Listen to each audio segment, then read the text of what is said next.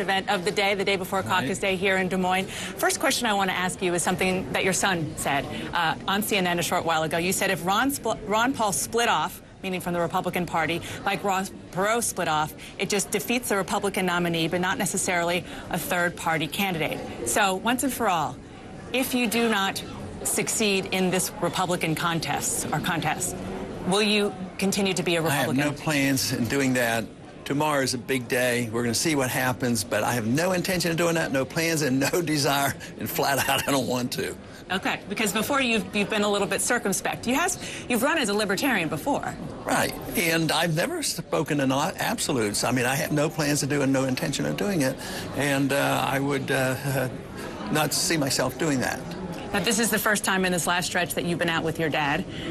What do you expect to say to the voters, and what do you hope that your message will be in these closing hours?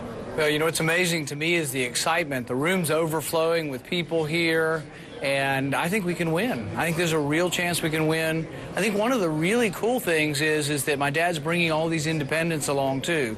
Not only Republicans, but independents. That's how you win elections. You can't win with just Republicans. If you look at all the polls, CNN polls, all the polls, you'll find that Ron Paul does better with independents than any other Republican candidate. Now, you told CNN yesterday that you were going to come in second. The recent polls show that you're actually declining right now as we get closer to the caucuses. And one of the reasons is because Rick Santorum is surging.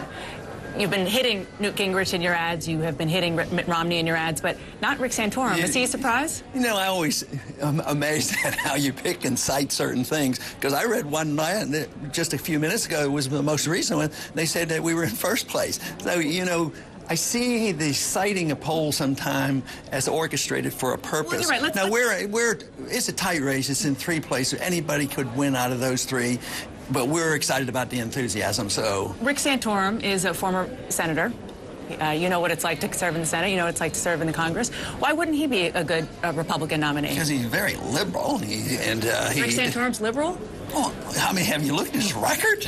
Go look at his record. I mean... What makes him liberal? He spends too much money. I mean, he wasn't leading the charge to slash the budgets and vote against big government.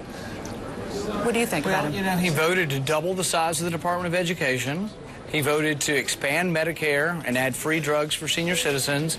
And he's voted for foreign aid. Those are not conservative principles. 77% of the American people are opposed to foreign aid. And Rick Santorum's voted for it every time it's come down. I just have one last question on to the substance. I was talking to a very well-plugged-in Republican here in Iowa who told me that one of the reasons why you're losing support in these waning days is because of your with Republicans, is because of your foreign policy, specifically on Iran. So my question for you is, what would a President Paul do if Iran were to get a nuclear weapon? That's a long answer. We're running out of time. Just come to the meeting we're going to have. If I mention anything about the troops and coming home and stopping the wars, you'll get the loudest applause, and that's why my crowds are growing, because I have a different foreign policy. I have the old right foreign policy. I have the foreign policy of George W. Bush of 2000, when he says, no nation building, no policing the world, no entanglements, none of these wars. That's what he ran on. That's why the Republican Party does support this. They have in the past. But to say that Republicans are going to shy away from this, 70% of the American people are agreeing with me about getting out of Afghanistan. That's what you ought to be talking about. Okay. One last thing before you go.